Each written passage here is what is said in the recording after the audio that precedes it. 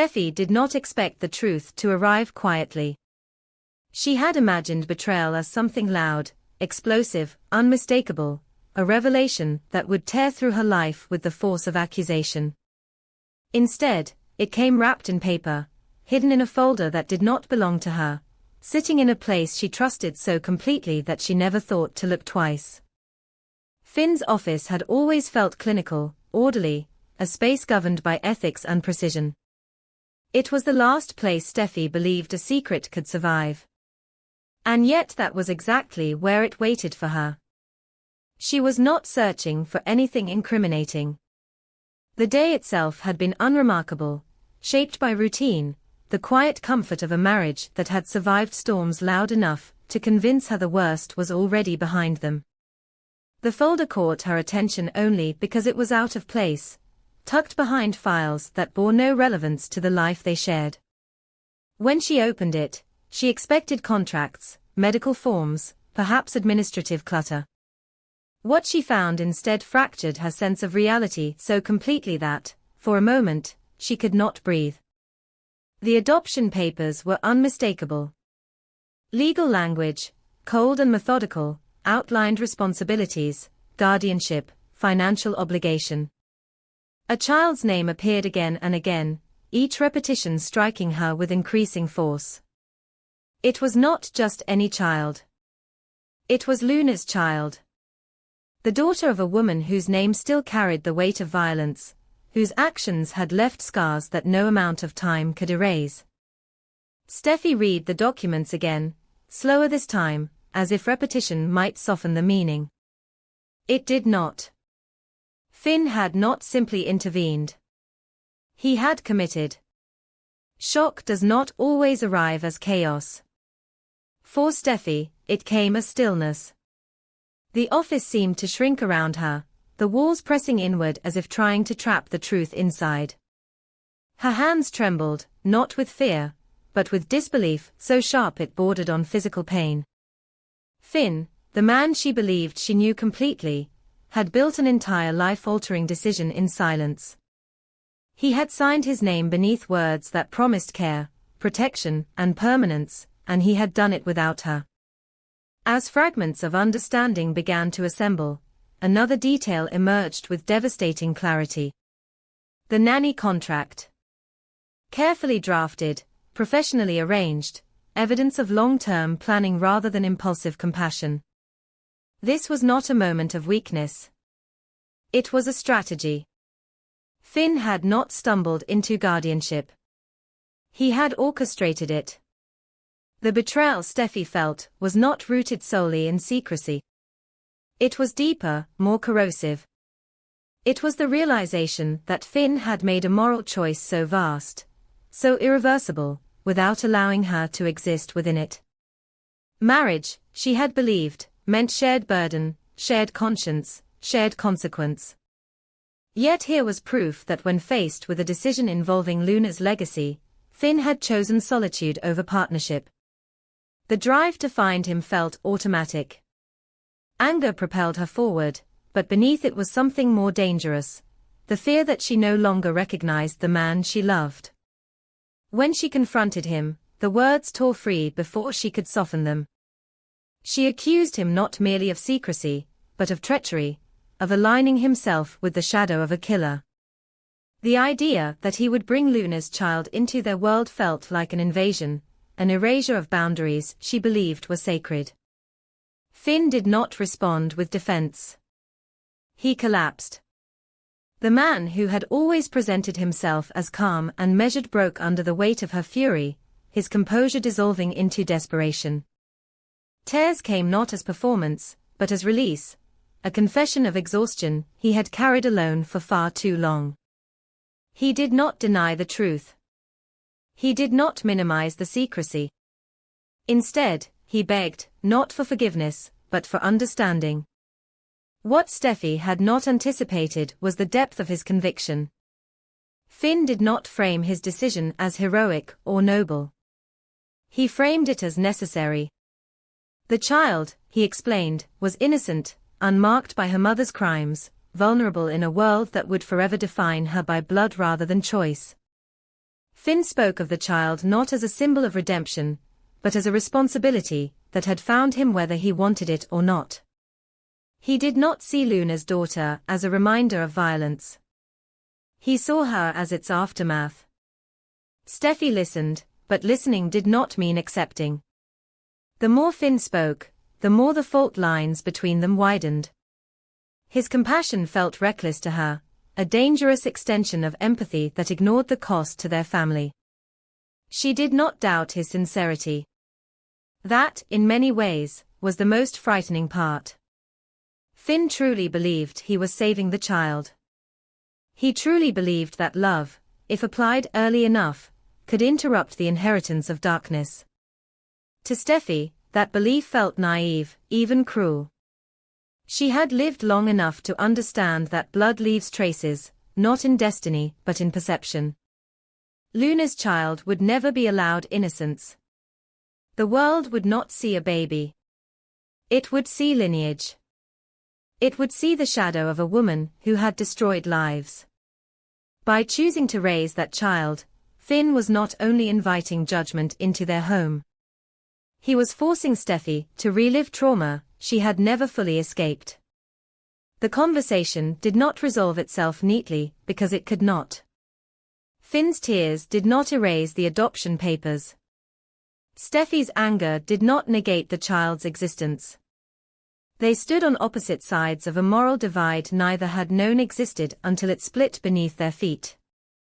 Finn asked for time. Steffy asked for honesty. Both realized, perhaps for the first time, that love does not guarantee alignment. In the days that followed, the weight of the secret pressed harder than before. Steffy found herself haunted not by Luna, but by the image of a child she had never met yet already resented. That resentment frightened her. It felt foreign, incompatible with the woman she believed herself to be.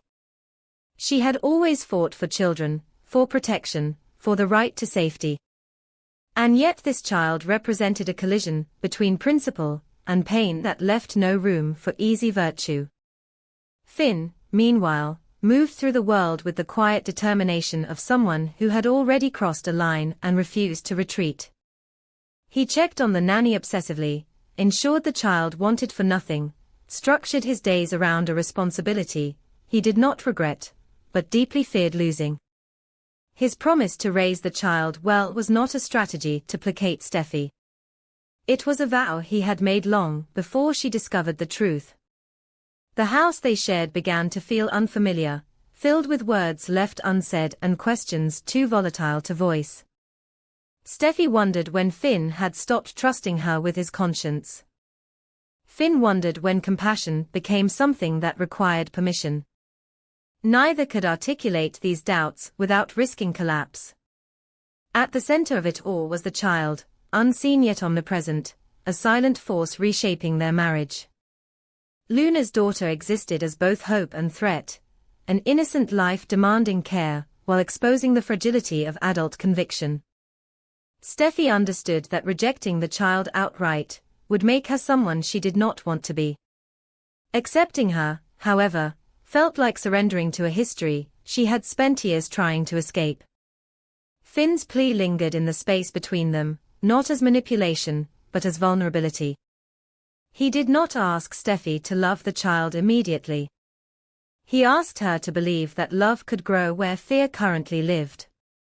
That belief, so central to his identity, was now the very thing testing their bond. The tragedy of their situation lay not in villainy, but in incompatibility. Finn was not wrong to want to save a child. Steffy was not wrong to fear the consequences. They were two people standing at the intersection of morality and memory, each shaped by experiences the other could not fully absorb. Luna's legacy had found a new form, not as violence, but as division. Whether their marriage would survive this truth remained uncertain. What was clear was that secrecy had changed them both. Finn had learned that compassion could isolate. Steffy had learned that love does not always arrive with consent. And somewhere beyond their conflict, a child slept, unaware of the storm her existence had unleashed, unaware that her life had already become a test of how far redemption could stretch before it tore something apart. Steffy did not discover the truth all at once. It unfolded slowly, with the cruelty of something that wanted to be understood rather than merely seen. The contract lay open on Finn's desk like a body on a steel table, orderly, clean, stripped of context, waiting for examination. At first, it was only the date that caught her eye. Dates had always mattered to Steffy. They were anchors in a life repeatedly shaken by upheaval. This one landed like a blow to the chest.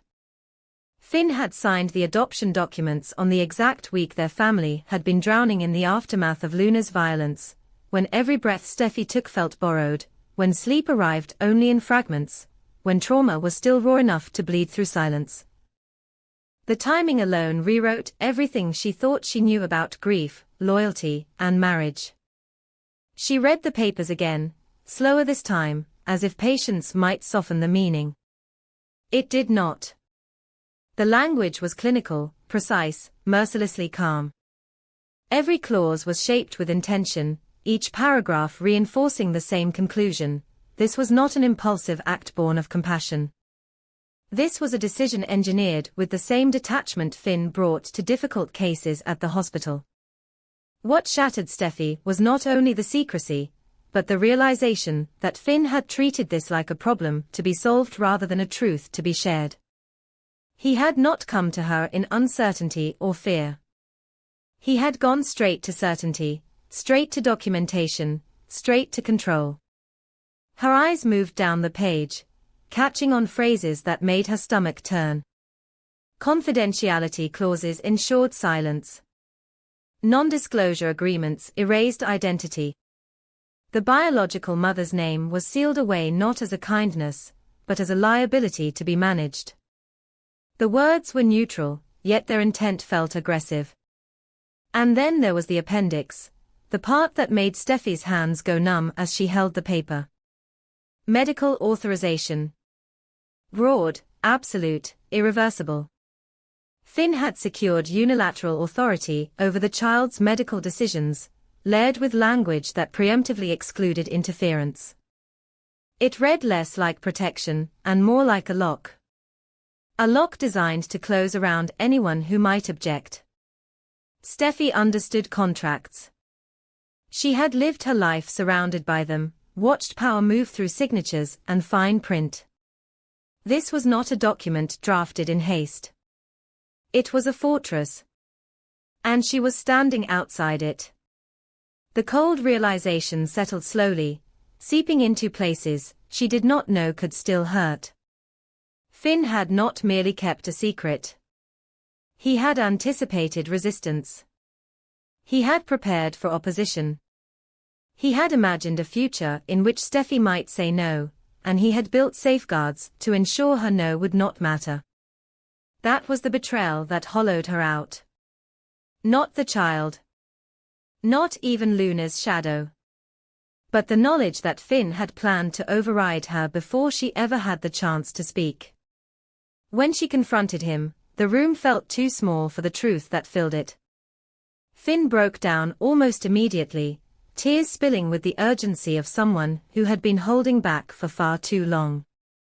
His grief was real. His fear was real.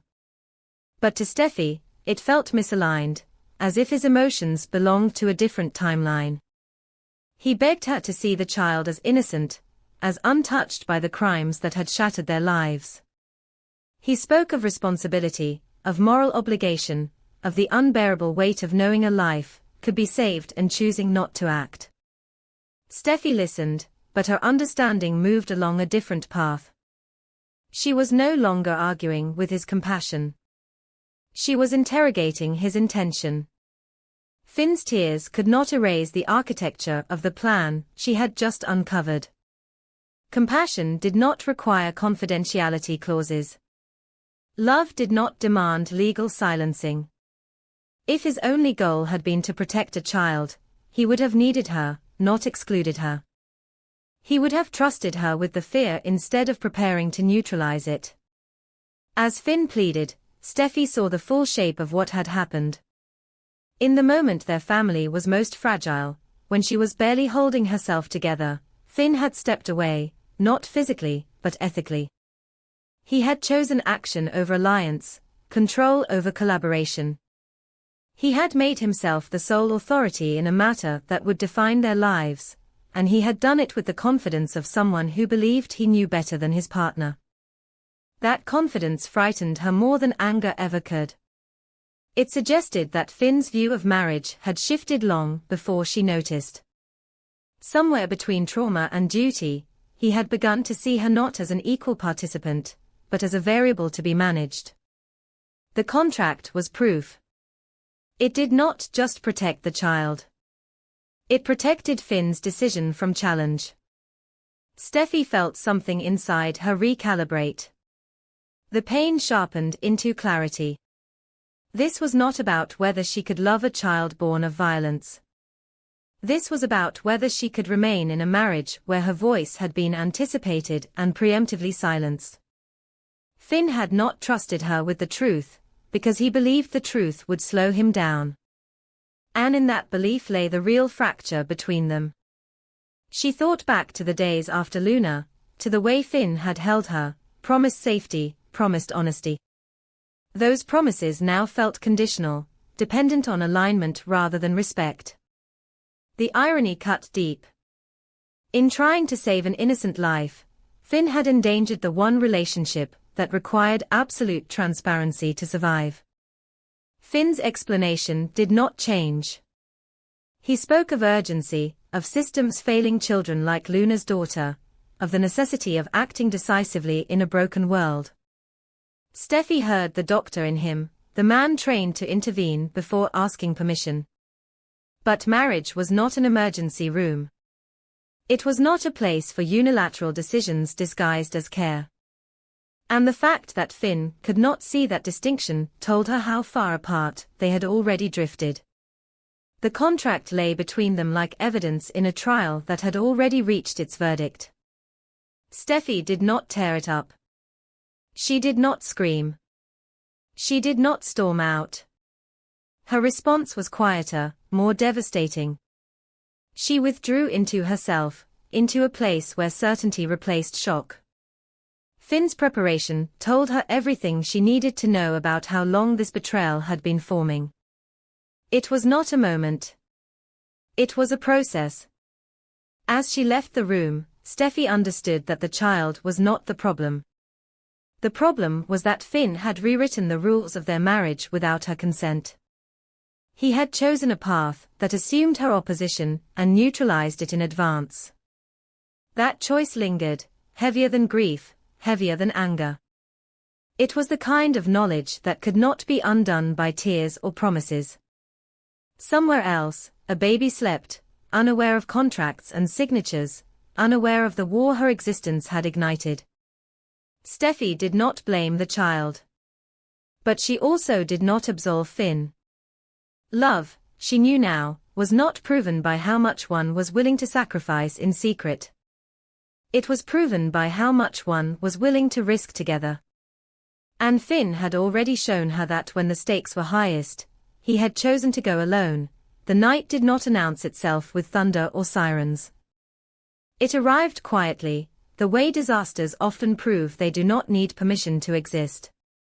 The city outside the apartment slept under a thin veil of fog, streetlights blurring into soft halos that made everything look calmer than it truly was.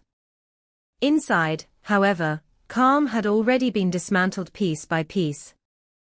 The door was not broken down, the lock not forced in some cinematic display of violence. Instead, it stood slightly ajar, an angle so small it might have gone unnoticed by anyone not already living in a state of constant vigilance. That detail alone set the tone for what followed, because it meant whoever had come did not need to rush, did not need to improvise, did not fear being interrupted. This was not chaos. This was control. The apartment bore the unmistakable signs of a thorough search, but not the frantic kind driven by desperation. Drawers were pulled out and placed neatly on the floor, their contents scattered just enough to signal intent without descending into mess. Cushions were sliced open with surgical precision, their seams parted cleanly as though the blade had been guided by patience rather than rage. Cabinets gaped, shelves emptied, papers lifted and examined before being discarded with indifference. It was the kind of destruction that suggested someone who knew exactly what they were looking for, and, perhaps more chillingly, someone who knew what they would not bother taking. The cameras were gone, not smashed, not dangling uselessly from their mounts, but erased. Their memory wiped so completely that even the system logs, usually stubborn witnesses to tampering, had been scrubbed clean. Whoever had been there understood technology not as a tool, but as a language, and they spoke it fluently. The absence that mattered most, however, was not digital or material. It was human. The nanny was gone. Finn realized it first, not because he was more perceptive, but because he was already braced for impact. He had learned to live in a state of preemptive guilt, a constant low-grade awareness that every decision he made carried consequences far beyond his own conscience. When he stepped inside and felt that immediate wrongness in the air, the way silence can feel heavier than noise, his mind did not wander through innocent explanations. It went straight to the place he had been trying not to look at for weeks. His secret plan, the one he had justified with logic and compassion and a desperate belief in redemption, had finally crossed the line he told himself it never would. An innocent person had been placed in danger, not because of a random accident, or an unforeseeable twist of fate, but because he had chosen to believe he could control something that was never meant to be contained. Panic did not explode outward in Finn. It collapsed inward. His breath shortened, his chest tightening as though his own ribs were closing in on his heart. He stood there, key still in his hand, unable to move, because motion would mean acceptance, and acceptance would mean acknowledging that he had been wrong. For a man who had built his entire identity around healing, around protecting life and minimizing harm, the realization was devastating. He had told himself he was saving a child. He had told himself that love, structure, and anonymity could shield the baby from the sins of her origin. What he had not allowed himself to consider was that bloodlines like Luna's did not fade quietly into the background. They pulled attention. They invited obsession. They turned innocence into leverage. Steffy arrived moments later, though it felt like a lifetime had passed in the space between Finn's first step inside and the sound of the door opening behind him. She did not need to be told something was wrong. The apartment spoke for itself. Her eyes took in the scene rapidly, efficiently, each detail slotting into place like pieces of a puzzle she had been trying not to assemble. The overturned drawers, the sliced cushions, the hollow silence where the nanny's presence should have been, each image confirmed what she had feared since the moment she learned the truth. This was not about secrecy anymore. This was about survival. Unlike Finn, Steffy did not freeze. Her reaction was sharper, colder, shaped by years of learning how to function under pressure.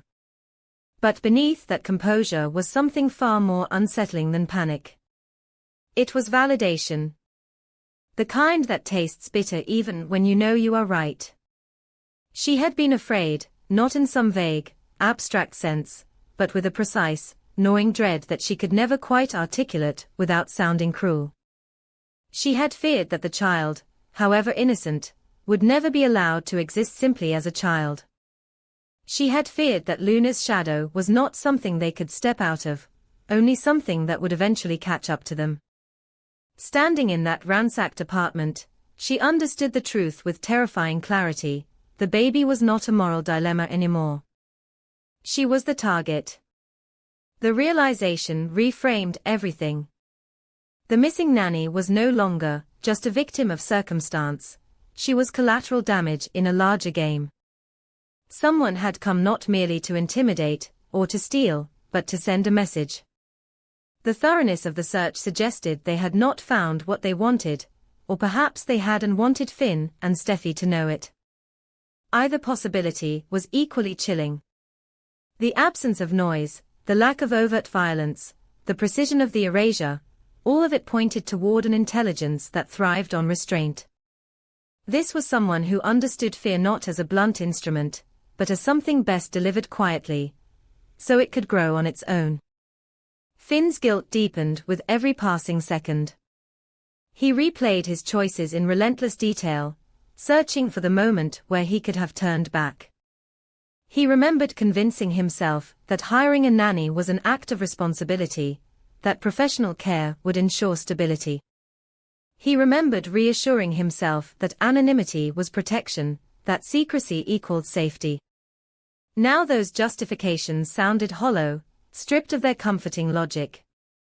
The truth was simpler and far more damning.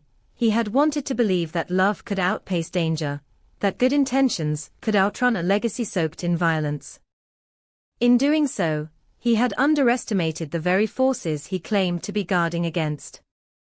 Steffy watched him unravel with a complicated mixture of anger and sorrow. She wanted to scream, to demand answers, to ask how he could have thought this would end any other way.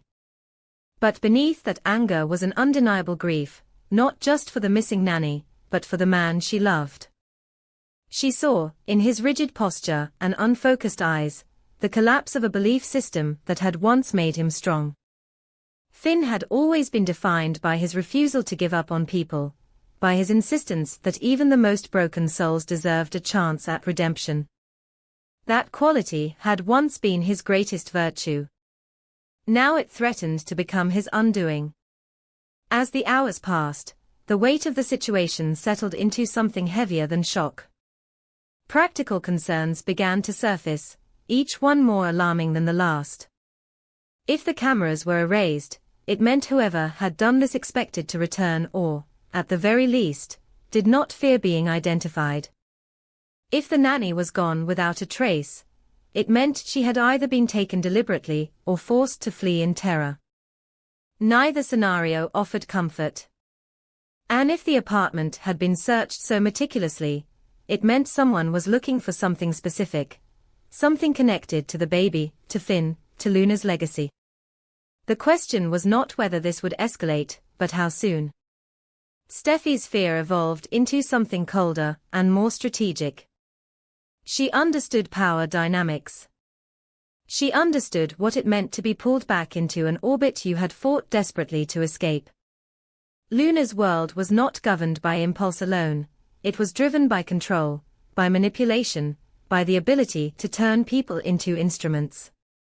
The baby, in that context, was not just a child. She was leverage. A living thread that could be pulled to unravel everything Finn and Steffy had built. And the person, or people, behind this intrusion understood that perfectly. The idea that this was all part of a larger design began to take shape with horrifying clarity. The missing nanny was not just a tragedy, she was a signal. A reminder that innocence did not grant immunity, that proximity alone was enough to make someone expendable. Finn had believed he could shield others by keeping them in the dark. Instead, he had made them vulnerable. The secrecy that was supposed to protect had become the very thing that endangered everyone involved. As dawn approached, the apartment felt less like a home and more like a crime scene frozen in time. Light crept in through the windows, illuminating the damage in stark detail. What had looked surreal in the dark now appeared brutally real. There was no waking up from this. No resetting the narrative. The events of the night had carved a line they could not step back over. Finn and Steffy stood on opposite sides of the room, physically close, but emotionally divided by the enormity of what lay ahead. For Finn, the fear was no longer abstract. It had a face, a weight, a consequence he could not rationalize away. He had crossed a boundary, and the cost of that choice was now measured in human lives. The possibility that the nanny might be hurt, or worse, because of him was a burden he knew he would carry forever. His plan had not just failed, it had backfired in the most unforgivable way. And for the first time, he was forced to confront a truth he had long resisted, some legacies are not redeemed by love alone. Some shadows do not shrink when you turn away from them. For Steffy, the night confirmed her deepest fear, that Luna's influence was not confined to memory or bloodline, but was an active, predatory force waiting for the right moment to strike. The baby was not an afterthought in this equation, she was the center of it. The target. And the message was unmistakable.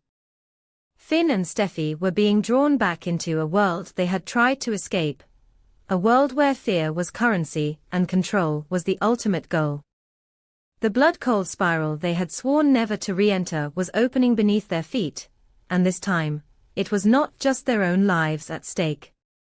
In the end, the most terrifying realization was not the break-in, or the erased cameras, or even the missing nanny. It was the understanding that this was only the beginning. The night had not been an isolated incident, but an opening move. A test. And someone, somewhere, was watching closely to see how Finn and Steffy would respond, knowing that every choice they made from this moment forward would pull them either closer to safety, or deeper into the ruthless legacy they thought they had left behind.